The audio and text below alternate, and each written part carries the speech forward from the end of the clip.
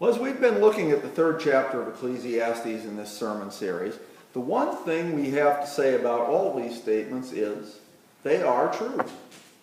In some cases, we may not like the fact that they're true. In some cases, we may not understand why they're true. But we know that they are. Today, though, we're going to look at one that we don't particularly dislike, I don't think, and it's not really that hard to understand, but what's hard about this part of it is just putting it into practice. We're told there is a time to keep silent and a time to speak. Now, I think we'd all agree with that. We know there is a time to keep silent and we know there's a time to speak, but what's hard for us a lot of the time is knowing which is which. When is the time to keep silent? And when is the time to speak?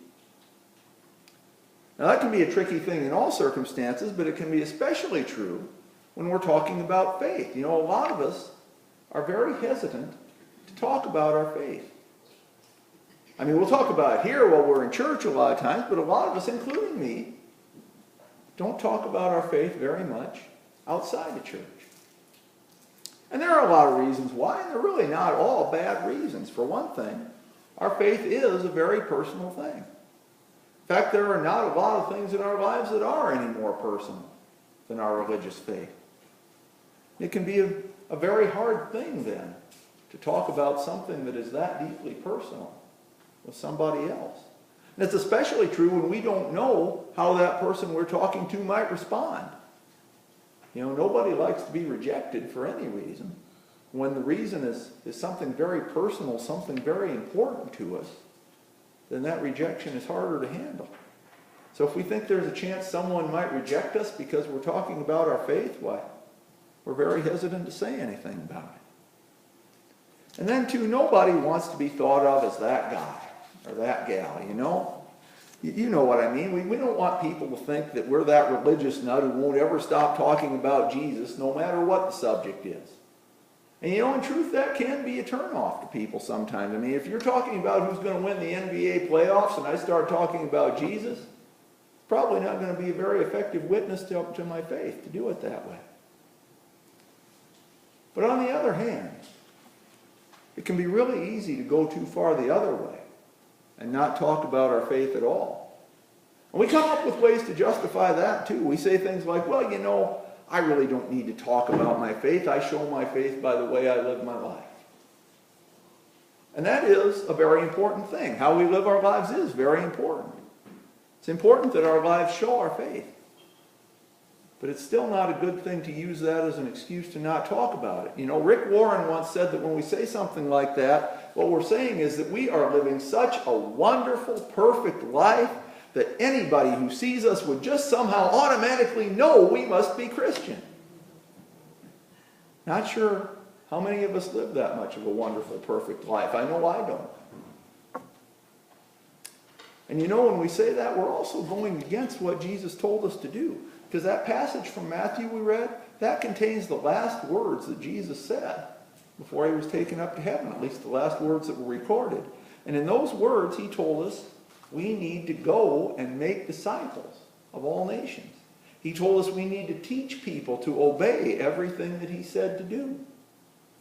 It seems to me that in order to be able to do that, and especially if we're going to do what we've been praying for to reach the unchurched children of our parish, it's not enough just to live a good life. We also need to talk to people about our faith. I don't see how we can do these things otherwise. So as a practical matter, how do we go about this? How do we strike that balance between, on the one hand, needing to talk about our faith, and on the other hand, not wanting to talk about it so much that we turn people off and do more harm than good? In other words, when it comes to our faith, how do we know when it's time to be silent and time to speak?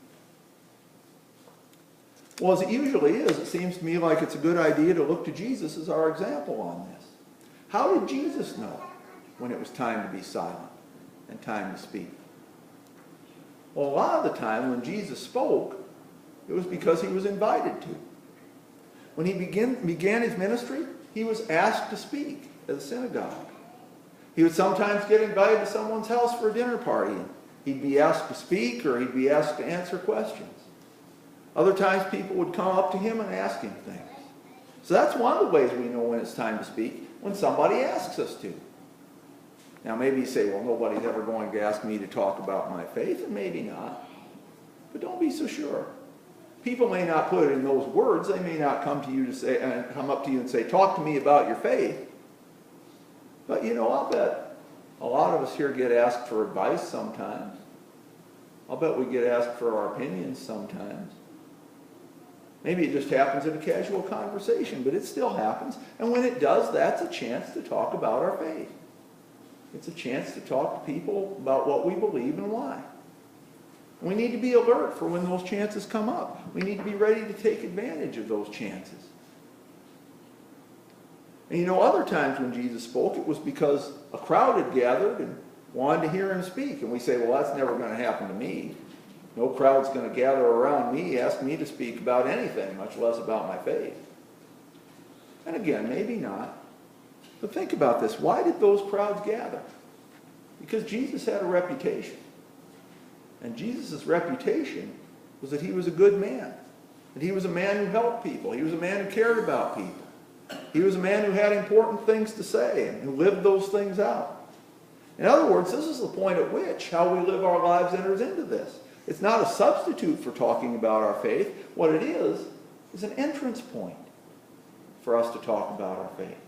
If people see that we are good people, that we do help others, that we do care about people, that we do live out our faith, there's a chance they may want to talk to us about it. And again, we need to be alert for when those chances come up. We need to be ready to take advantage of those chances when they do come up.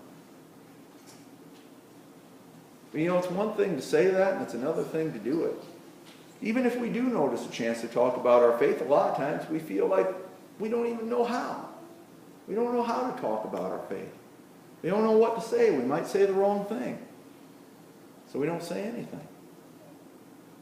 And the disciples worried about that too. That's why we read that passage from Luke. Jesus tells the disciples, even if you get in trouble because you're following me, don't worry about what to say. Jesus says, at the right time, the Holy Spirit will tell you what to say. You just need to be willing to say it. And that applies to you and me as well.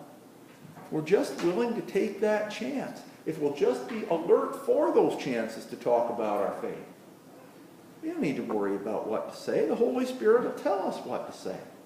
It's happened to me many times in my life. Now don't get me wrong, I still miss plenty of chances to talk about faith. But when I do take advantage of one, there are a lot of times where afterward I'll say, how did I know to say that? Where did that come from? It's the Holy Spirit.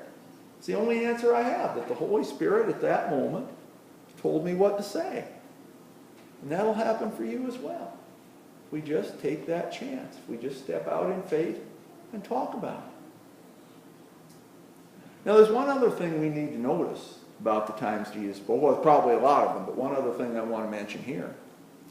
I cannot think of a time in the Gospels where Jesus went around looking for an argument. I don't think that happened. Now, Jesus was not afraid to speak plainly and clearly. Jesus was not afraid to say unpopular things. But I don't think Jesus ever went around looking to get into an argument, looking to get into a fight. In fact, he often sidestepped situations where he knew the Pharisees were trying to draw him into an argument. Jesus would speak the truth. He was unafraid. He was unapologetic. He would speak the truth plainly and clearly.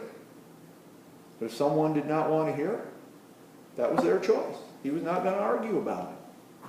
Jesus was sad about that sometimes when people did not want to hear the truth. But he never tried to chase after anyone. He never tried to force faith on anyone. Jesus allowed people to make their choices. He moved on. And I think that's a lesson for us too, because if we do talk about our faith, there will sometimes be people who don't want to hear it. And it's their choice. It may make us sad, but it's still their choice. I'm not saying we should give up on anyone, but we also should not try to chase after people and force our faith on them.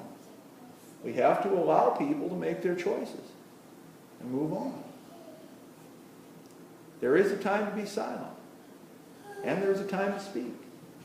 We need to be willing to do both of those things in service to God. We need to speak when the situation allows it.